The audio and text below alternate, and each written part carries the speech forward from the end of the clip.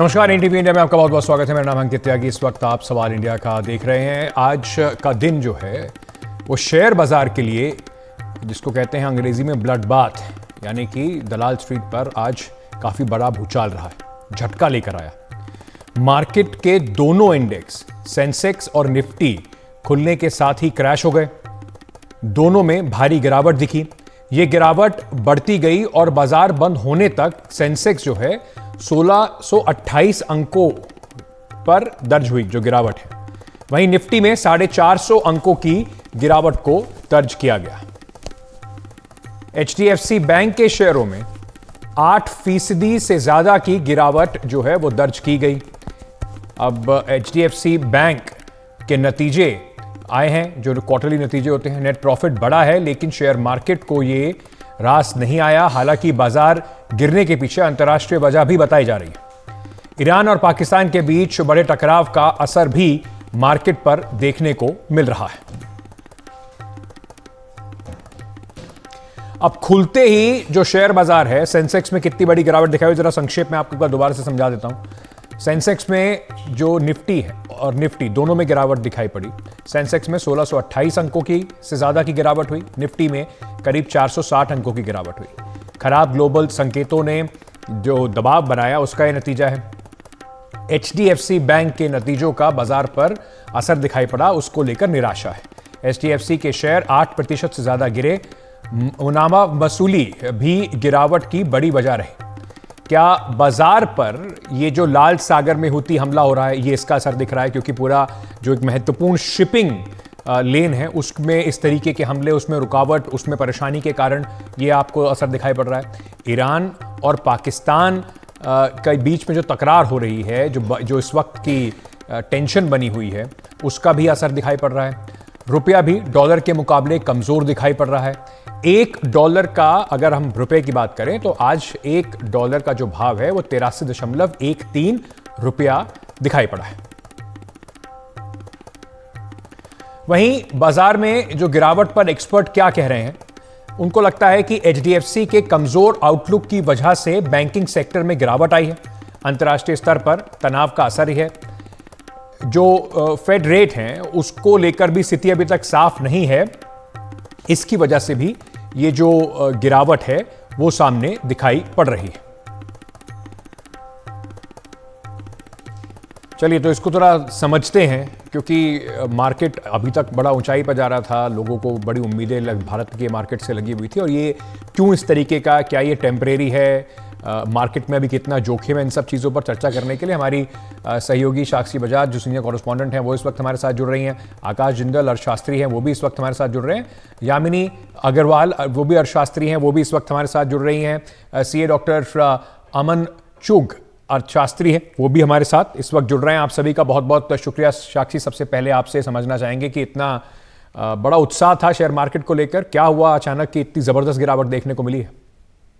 जी बिल्कुल, जैसे कि आपने कहा, आज का जो मार्केट मेल्टडाउन है, एक्सपर्ट्स के अनुसार उसके दो कारण हैं। एक है जियोपॉलिटिकल टेंशन्स जो हम देख रहे हैं, और ये पूरे विश्व में चल रहे हैं, ये कोई एक जियोपॉलिटिकल टेंशन नहीं है। तो एक्सपर्ट्स का ऐसा मानना है एक कारण तो जियोपॉलिटिकल टेंशन है, जो इन्वेस्टर्स को थोड़ा एंक्शियस कर रही है, थोड़ा चिंता में ला रही है। तो एक कारण उनके मुताबिक ये है। लेकिन एक बहुत ही खास बात है, और वो है एचडीएफसी बैंक का जो है कॉन्ट्रीब्यूशन आज बैंकिंग स्टॉक्स में डिक्लाइन लाने का, और एक्सपर्ट्स के अनुसार वो भी हम ऐसा आज के दिन में इग्नोर नहीं कर सकते। तो ये कारण उनके अनुसार। वो याद रखिए, एचडीएफसी बैंक जो है 70% से भी ज्यादा जो है निफ्टी बैंक के डिक्लाइन पर कंट्रीब्यूट करता है। तो ये बहुत ही सिग्निफिकेंट है, और उसकी वजह से देखिए, अगर आप देखें तो पूरे banking stocks, axis bank, ICICI bank, उन सब पर भी असर आया, और पूरी की पूरी बैंक निफ्टी जो है वो 4% से ज्यादा जो है, परसेंटेज पॉइंट से ज्यादा जो है नीचे क्लोज हुई हैं। तो ये उनके मुताबिक एचडीएफसी बैंक के लिए, याद रखिए, ऐसा पहली बार है कि ये बिगेस्ट फॉल है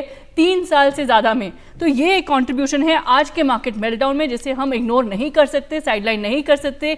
जी हाँ, जियोपॉलिटिकल टेंशन्स तो है ही हैं, लेकिन इंटरेस्टिंग बात तो ये है, कुछ एक्सपर्ट्स का ऐसा मानना है, याद रखिए, बस कुछ ही दिन पहले हम मार्केट मोमेंटम और यूफोरिया और मार्केट हाईज की बात कर रहे थे, और उस दिन भी याद रखिए एक्सपर्ट्स ने कहा था कि देखिए लॉन्ग टर्म के लिए आप कॉशियस रहिए।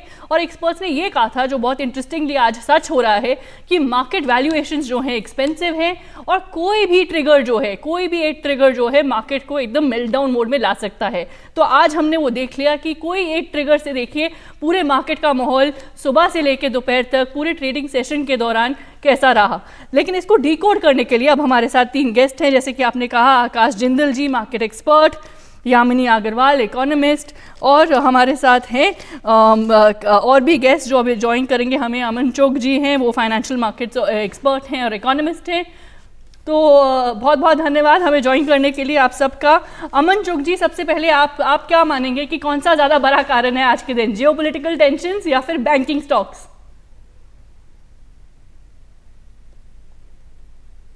देखिए, मेरे को जो लगता है इन दोनों से बड़ी जो कारण है वो ये है कि यूएस के फेडरल ओपन मार्केट्स कमेटी ने 12 दिसंबर को एक अनाउंसमेंट करी थी कि हम 2024 में एटलीस्ट 3 रेट कट्स करेंगे। एंड उससे 6 महीने पहले तक लगातार वो ये कहते रहे, पॉवल साहब जो उनके चेयरपर्सन है, कि हम हायर रेट्स को लॉन्गर पीरियड के लिए रखेंगे। अचानक ऐसी स्टेटमेंट जब उन्होंने दिसंबर 12 को दी तो उसके बाद मार्केट में एक यूफोरिया मोड आया, चाहे डाउ, चाहे एस&पी, चाहे हिंदुस्तान का निफ्टी, सेंसेक्स वगैरह।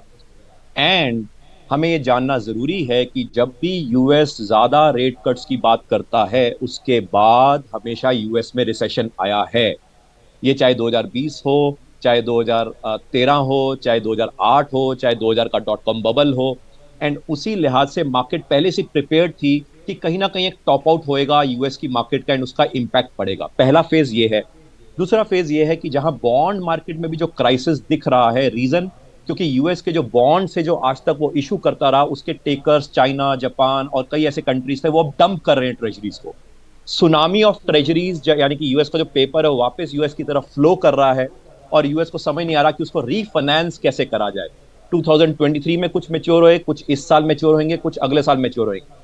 ये सारी ट्रेजरीज को अगर मेच्योरिटी में वो रिडेम्पशन के तौर पे रीफाइनेंस नहीं कर पाएंगे तो आप समझ सकते हैं कि उसको पैसे की कहीं ना कहीं भूख रहेगी यूएस को। और यूएस के पास पैसे की भूख को कवर करने के लिए 2 तरीके हैं, पैरा वॉर लाइक सिचुएशन को और बड़ा बनाता रहे different different phases of the world में, या फिर सेंट्रल बैंक डिजिटल करेंसी का सहारा लेके अपनी करेंसी को कहीं ना कहीं मैनिपुलेट करे।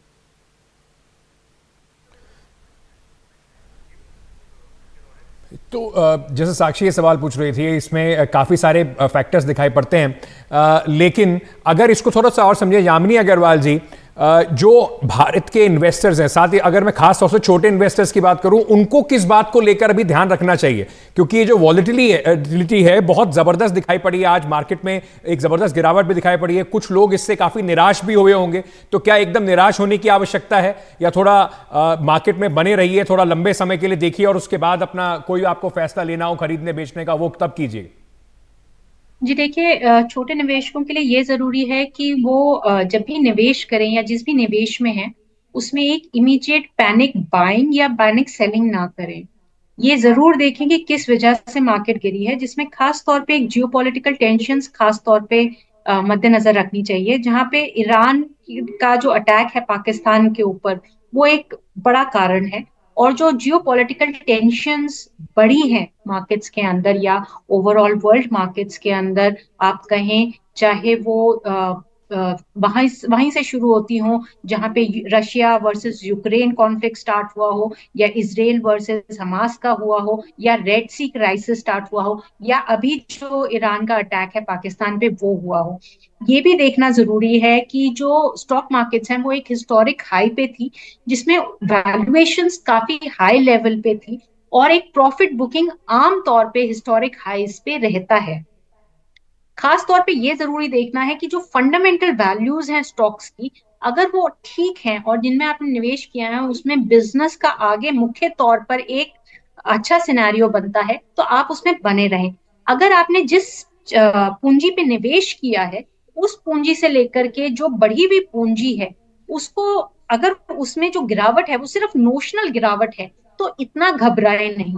एक नोशनल नॉमिनल गिरावट को अगर वो समझते हैं कि ये गिरावट आगे कंटिन्यू करेगी, जिसके अगर उन्हें लगता है कि जो है ये गिरावट आगे बढ़ सकती है, तो वो उस पे जो है प्रॉफिट बुक कर लें। अगर नहीं लगता तो ये जरूरी बात है कि लॉन्ग टर्म के लिए उन स्टॉक्स में बने रहें जो अच्छे स्टॉक्स हैं।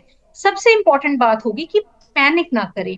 दूसरी इंपॉर्टेंट बात ये होगी कि कोई भी निवेश करें तो उन्हें छोटी इकाइयों में निवेश करें और अलग अलग इंडस्ट्रीज में निवेश करें, ताकि जो है उन्हें जो फायदा हो वो थोड़ा थोड़ा धीरे धीरे सभी जगहों पे हो। तो मार्केट्स की जो पल्स है उसके लिए देखना जरूरी है कि जियोपॉलिटिकल रिस्क है और ओवर वैल्यूएशंस है जो इफेक्ट कर रही हैं। बाकी बिजनेस ग्रोथ का उन्हें कैसे अनुमान है, उसका संकेत देते हुए या लेते हुए वो जो है मार्केट्स के अंदर जो है अपनी पोजीशंस आइडेंटिफाई करें। जी बिल्कुल, जैसा आपने कहा यामिनी जी, लेकिन हमने देखा कि शिपिंग स्टॉक्स जो है उस पर भी असर आया है। तो आकाश जिंदल जी, मैं आपसे ये पूछना चाहूँगी, कौन से सेक्टर्स जो हैं जो अब इन्वेस्टर्स को अब देखने चाहिए? याद रखिए, अब इन्वेस्टर्स जानना चाहते हैं कि कौन से सेक्टर्स सेफ रहेंगे अगर इतना जियोपॉलिटिकल टेंशन रहेगा पूरे विश्व में ही, तो कौन से सेक्टर्स हैं जो उनके लिए एक तरह से एक सेफ बेट्स रहेंगे? देखिए, मैं सबसे पहले ग्लोबल उससे आऊंगा, फिर जो है आपके सवाल पे आऊंगा। देखिए, आज की तारीख में सबसे पहले तो हमें देखना पड़ेगा ग्लोबल इकोनॉमी में कई तरह की जो है कमजोरियां हैं, कई तरह की दिक्कतें हैं, बट इंडियन इकोनॉमी बहुत स्ट्रेंथ के साथ चल रही है। इंडियन इकोनॉमी की बात करें, क्वार्टर वन में 7.8% जीडीपी ग्रोथ रही, क्वार्टर टू में 7.6%, क्वार्टर थ्री और क्वार्टर फोर में भी बहुत अच्छी एक्सपेक्टेशन है। तो यहां क्लियरली एक डिस्कनेक्ट है इंडियन इकोनॉमी और ग्लोबल इकोनॉमी में। इंडियन इकोनॉमी अपनी स्ट्रेंथ पे चल रही है, $4 ट्रिलियन इकोनॉमी पर पहुंचने के हम बहुत करीब हैं। हाँ, ग्लोबल इकोनॉमी में बहुत वीकनेसेस चल रही हैं। सबसे पहले तो ईरान पाकिस्तान इशू है ही है, साथ ही साथ एक ये डाउट आ रहा है कि शायद आगे चल के फेड या European banks, European central banks rate of interest कम ना करें। उसकी वजह से क्या है, बॉन्ड यील्ड्स बढ़ी हैं। अब बॉन्ड यील्ड बढ़ी हैं तो देसी भाषा में कहूंगा, जब डेट आपको अच्छी रिटर्न देता है तो लोगों का, ग्लोबल इन्वेस्टर्स का पैसा डेट की तरफ ज्यादा जाएगा, शेयर मार्केट की तरफ कम जाएगा। और आज की तारीख में हम सब जानते हैं कि इंडियन स्टॉक मार्केट में जो ग्लोबल इन्वेस्टर्स हैं उनकी मेजर इन्वेस्टमेंट है, उनका मेजर रोल रहता है। साथ ही साथ दूसरी एक सच्चाई भी जो है, इन्वेस्टर्स को बड़ी देसी भाषा में, आम भाषा में समझाऊंगा, ये उन्हें समझनी होगी। आज सारे विश्व की इकोनॉमीज आपस में इंटेग्रेटेड है। इंडिया स्टैंड अलोन, हमारी इकोनॉमी अच्छी चल रही है, बट ग्लोबल इकोनॉमी में काफी तरह की वीकनेसेस हमारे सामने हैं, उनका इंपैक्ट हिंदुस्तान पे होगा ही होगा। देखिए, पहले रशिया यूक्रेन वॉर रही, फिर इजराइल हमास इशू आया, रेड सी का इशू आया, अब ईरान पाकिस्तान इशू चल रहा है। तो ग्लोबल जियोपॉलिटिकल टेंशंस ऐसे वक्त में आई हैं जब ग्लोबल इकोनॉमी पहले से ही कमजोर थी। ग्लोबल इकोनॉमी की बात लेके चलें, 2022 में यूएस, दुनिया की सबसे बड़ी economy, 2 quarters negative GDP growth दी। 2023 की बात करें, जर्मनी, यूरोप की सबसे बड़ी इकोनॉमी और दुनिया की 4th biggest economy, 2 quarters negative GDP growth दी। चाइना की इकोनॉमी लड़खड़ाई हुई है, चाइना में डिफ्लेशन का इशू है, वहां पे डेट इशू है, रियल एस्टेट इशू है, और वहां पे अनएम्प्लॉयमेंट इशू भी सामने आ रहा है। तो कहीं ना कहीं आज की तारीख में हिंदुस्तान की इकोनॉमी सही चल रही है, बट क्योंकि हम ग्लोबल इकोनॉमी का हिस्सा है तो कहीं ना कहीं हमारे ऊपर उसका इंपैक्ट आना लाजमी है। तो ओवरऑल जहां तक इन्वेस्टर्स की बात है, इन्वेस्टर्स को यह संदेश दूंगा कि लॉन्ग टर्म के लिए हिंदुस्तान की इकोनॉमी में दम है, तो इसलिए पैनिक करने की जरूरत नहीं। जो इन्वेस्टर लॉन्ग टर्म की कॉल लेके चल रहे हैं, 3 से 5 साल का, सेंसेक्स और निफ्टी टर्म में बात करूंगा मैं, मेरे हिसाब से कोई दिक्कत नहीं, क्योंकि इंडिया की इकोनॉमी बहुत स्ट्रांग चल रही है, 5th लार्जेस्ट इकोनॉमी अभी हम है। और ये मैं या मेरी ऑर्गेनाइजेशन आकाश जिंदल डॉट नहीं, सारी दुनिया के एक्सपर्ट्स कह रहे हैं, आने वाले 2 से 3 साल में हम 3rd बिगेस्ट इकोनॉमी बनने की संभावना रखते हैं। आज की तारीख में फास्टेस्ट जीडीपी ग्रोथ है हमारी बड़ी इकोनॉमीज में से। 2035 तक एक्सपेक्टेशन है कि will be a $10 trillion economy.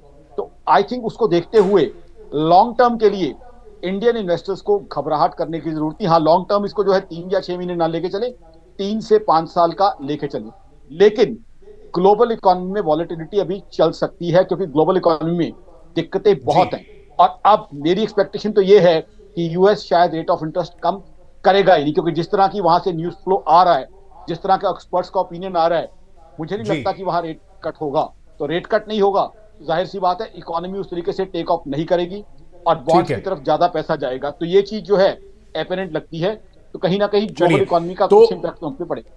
तो कुल मिलाकर एक कंसेंसस या कम से कम ये बात समझ में आ रही है कि देखिए, अभी घबराने की आवश्यकता नहीं है। आज के जो हालात हैं उसके काफ़ी सारे फैक्टर्स हैं, जियोपॉलिटिकल फैक्टर्स हैं, और साथ ही साथ जिस तरीके की विश्व की इकोनॉमी चल रही है वो भी एक बड़ा कारण है। लेकिन अगर जो छोटे निवेशक भी हैं और आप इन्वेस्टर हैं शेयर मार्केट में, तो 3 से 5 साल तक के लिए थोड़ा शांति बनाए रखिए। मार्केट अब का जो वॉलिटिलिटी है या इतना ऊपर नीचे जो मार्केट हो रहा है उस पर इतना ज़्यादा परेशान होने की कम से कम अभी आवश्यकता नहीं है। साक्षी, आपका बहुत बहुत शुक्रिया, हमारे तीनों मेहमानों का बहुत बहुत शुक्रिया, हमारे दर्शकों को ये पूरा जो अर्थशास्त्र की एक जो पूरी क्लास थी, मास्टर क्लास देने के लिए। एक छोटा सा ब्रेक लेके वापस आ रहे हैं, खबरों का सिलसिला जारी है, बने रहिए हमारे साथ।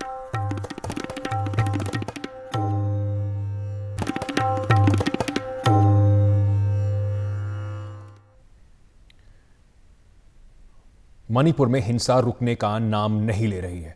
मणिपुर के मोरे में एक बार फिर से हिंसा भड़क गई। सूत्रों के मुताबिक ताज़ा हिंसा में राज्य पुलिस में के कमांडो की मौत हो गई है। यहां पर आज सुबह से ही सुरक्षा बलों और उग्रवादियों के बीच में फायरिंग और मुठभेड़ जारी थी। राज्य सरकार के सूत्रों के मुताबिक ताज़ा हमला संदिग्ध उग्रवादियों ने किया है। एक वीडियो भी वायरल हो रहा है जिसमें एक हथियारबंद व्यक्ति सुरक्षा बलों के ट्रक को आगे बढ़ने नहीं दे रहा है। मुरे में कर्फ्यू के बावजूद स्थानीय लोगों के 2 लोगों की गिरफ्तारी हुई है और उसके विरोध पर काफी जनता धरने पर बैठी हुई है। इन दोनों युवकों को एक पुलिस अधिकारी की हत्या के मामले में गिरफ्तार किया गया है।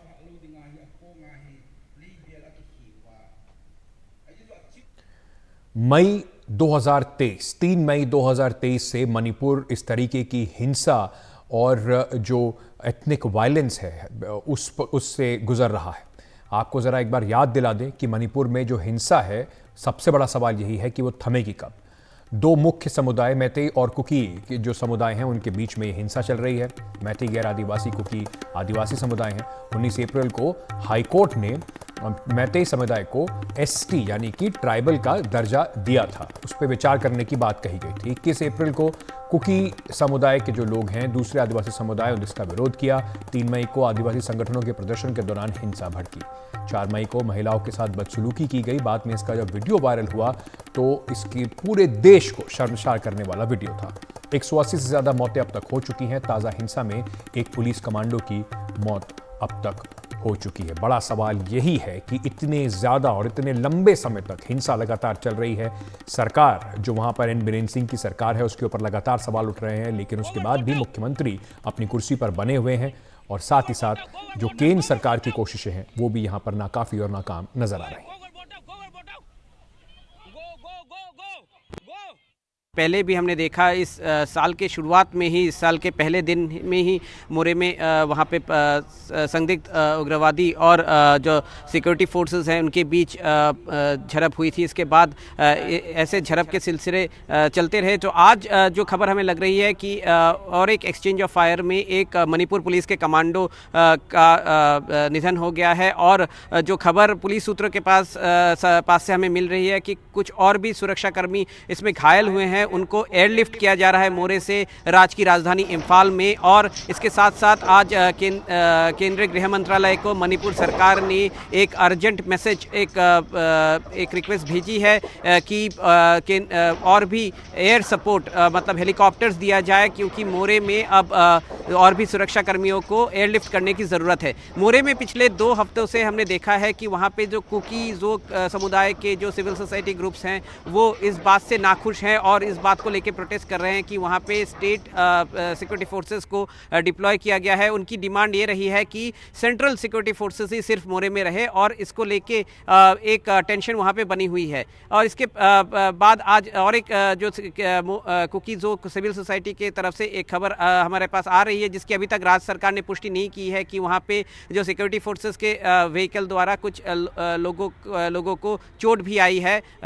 तो उस बात की पुष्टि नहीं हुई है। मगर दूसरी तरफ अगर देखें, कल से ही मोरे में कर्फ्यू चल रहा था। 2 दिन पहले मोरे में जो स्टेट सिक्योरिटी फोर्सेस ने 2 लोगों को हिरासत में लिया था, वो दोनों ही ट्राइबल समुदाय से हैं। और पुलिस का ये दावा है कि ये दोनों इन दोनों में एक ऐसे संदिग्ध हैं जो कि इसके पहले जो पुलिस के ऑफिसर थे, एसडीपीओ जो थे वहाँ पे मोरे में, उनको जो एक अटैक में उनकी निधन हुई थी और उस केस के संदर्भ में इन लोगों को हिरासत में लिया गया। और इसके बाद से ही तनाव वहाँ पे बढ़ता रहा, क्योंकि जो सिविल सोसाइटी ग्रुप्स हैं उन्होंने इनकी रिलीज़ की डिमांड की है। और सिर्फ मोरे ही नहीं, जो कुकीज़ो समुदाय के डोमिनेटेड इलाके हैं जैसे कांकोपी और चूराचांदपुर, वहाँ पे भी जो प्रोटेस्ट चल रहे हैं, जो ये जो अरेस्ट हुए हैं, मगर राज्य सरकार का ये दावा है कि एक पुख्ता इनपुट्स के ऊपर ही पुलिस ने कार्रवाई की है और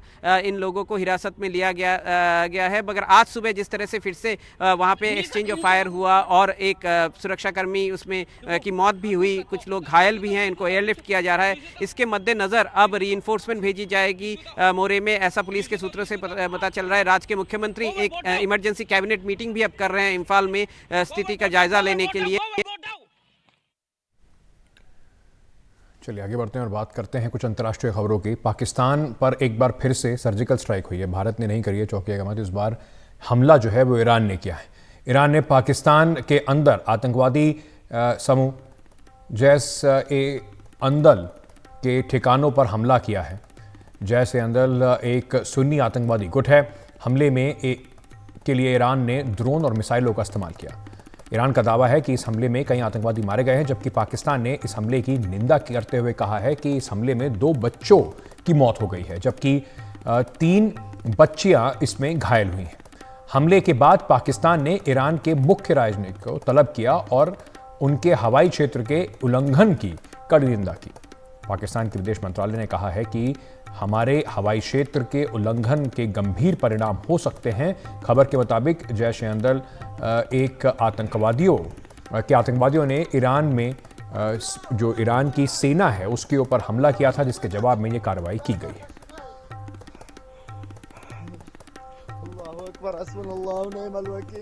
आपको याद है कि पाकिस्तान के ऊपर किस तरीके से, अभी हाल की ही अगर बात करें, पाकिस्तान के ऊपर भारत ने सर्जिकल स्ट्राइक की। बालाकोट में हमला भारत की तरफ से किया गया। उसके बाद, उससे पहले की अगर हम बात करें तो अमेरिका भी जब मन करता है तो पाकिस्तान के अंदर कुछ ना कुछ करता रहता है। उसामा बिन लादेन का केस सबको याद है। और अब ईरान ने भी इस तरीके से, तो कहीं ना कहीं पाकिस्तान की सेना को आईना दिखाने वाले ये हमले हैं। एक न्यूक्लियर पावर अपने आप को कहने वाला पाकिस्तान जिस तरीके से आतंकवादियों को शह देता है, पनाह देता है, उसको अब उनके न्यूक्लियर हथियारों का जो भय, डर, बोगी जिसको अंग्रेजी में कहा जाता है, वो अब हर देश किसी ना किसी तरीके से अब आप उनको आईना दिखा रहा है। और ये सब तब है जब पाकिस्तान अपनी सैन्य क्षमता जो है उसकी काफी बातें करता है। उसके पास 3700 करीब टैंक हैं पाकिस्तान के पास, 1400 सैन्य विमान हैं, 9 पनडुब्बियां हैं, 6,54,000 सक्रिय सैन्य कर्मी हैं। वर्ल्ड बैंक के आंकड़ों के मुताबिक पाकिस्तान में 17.9% बजट का हिस्सा सेना पे खर्च होता है। 2023 का जो बजट था उसमें 14.48 ट्रिलियन रुपए जो हैं वो पाकिस्तान की सेना के ऊपर खर्च किए गए। पर इन सबको दत्ता बताते हुए चाहे भारत हो और अब ईरान, कोई भी देश अब पाकिस्तान की हेकड़ी को मानने को तैयार नहीं है। हमारी सहयोगी कादम्बिनी इस वक्त हमारे साथ जुड़ रही हैं। कादम्बिनी, कड़ी निंदा पर पाकिस्तान रुक गया है, तो ये कहीं ना कहीं पाकिस्तान में जो इस वक्त के हालात हैं राजनीतिक तौर पर और उनकी सेना की शक्ति को भी दर्शाता है।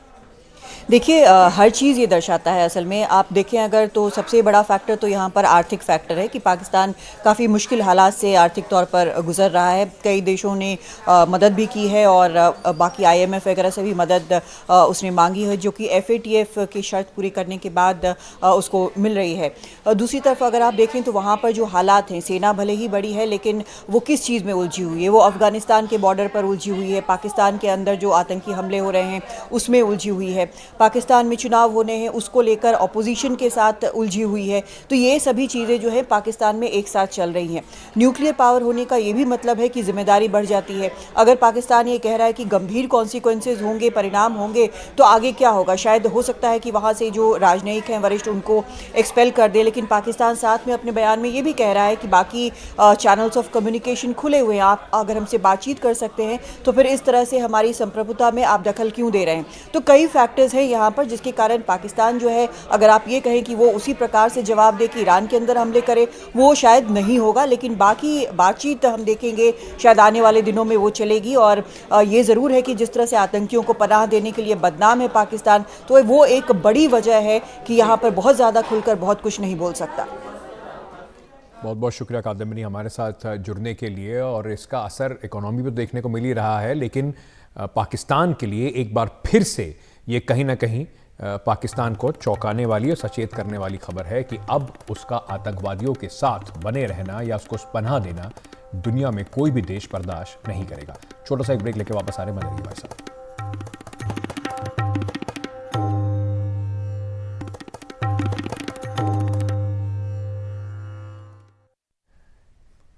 एनसीपी प्रमुख शरद पवार अब उन नेताओं की सूची में आ गए हैं जिन्होंने राम मंदिर की प्राण प्रतिष्ठा का जो कार्यक्रम 22 जनवरी को होने वाला है उसमें न जाने का फैसला किया है।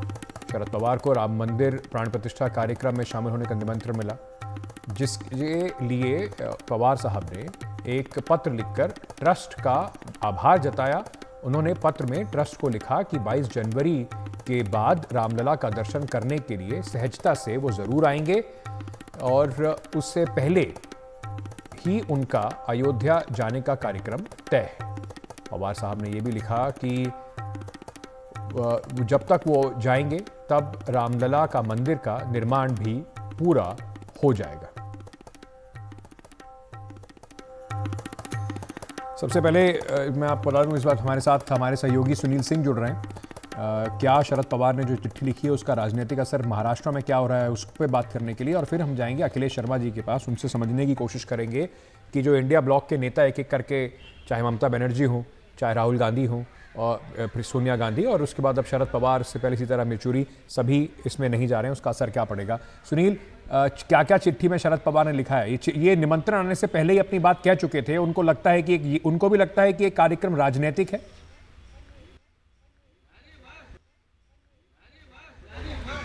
देखिए अंकित, इन्होंने लगता तो है उन्हें, लेकिन उन्होंने इसका इजहार शब्दों में नहीं किया है। लेकिन आप पढ़ेंगे बिटवीन द लाइन, आप समझने की कोशिश करेंगे तो साफ तौर पर कहीं न कहीं उनका इशारा उसी तरफ है।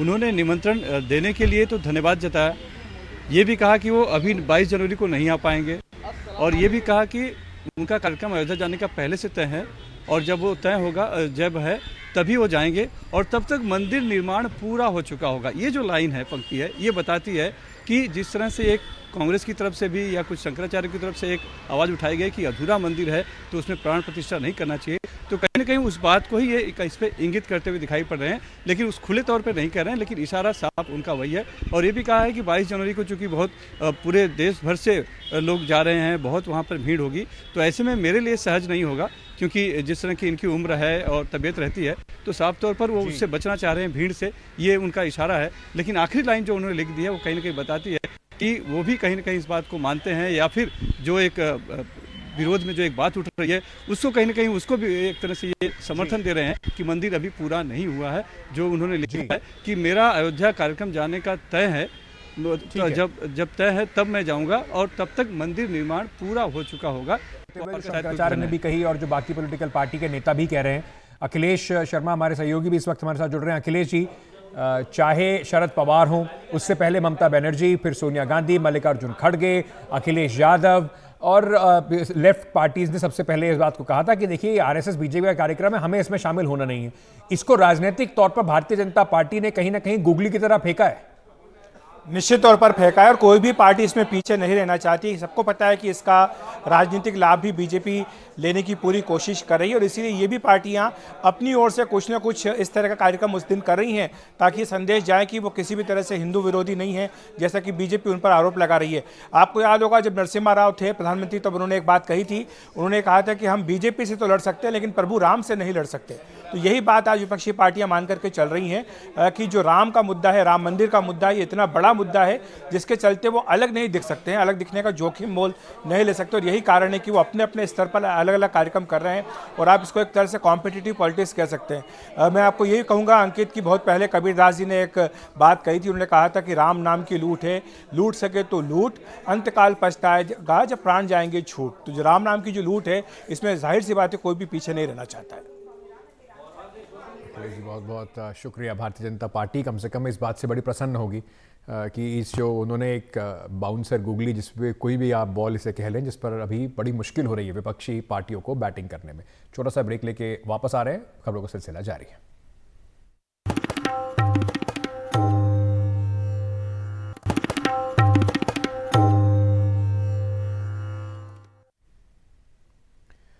दिल्ली के रोहिणी इलाके में एक 7 साल की बच्ची को अमेरिकन बुल नस्ल के कुत्ते ने बुरी तरीके से काट कर जख्मी कर दिया। आरोप के मुताबिक 7 साल की ये बच्ची अपने दोस्तों के साथ खेल रही थी, तभी पड़ोसी ने अपने कुत्ते को लापरवाही के साथ छोड़ दिया और बेकाबू कुत्ते ने बच्ची को लहूलुहान कर दिया। पुलिस ने 9 जनवरी को हुई इस घटना में 12 जनवरी को कुत्ते के मालिक के खिलाफ एफआईआर दर्ज की है और मामले की जांच चल रही है। एक बार फिर से इसको लेकर जो पेट ओनर्स हैं उनके खिलाफ भारी रोष जनता के बीच में दिखाई पड़ रहा है।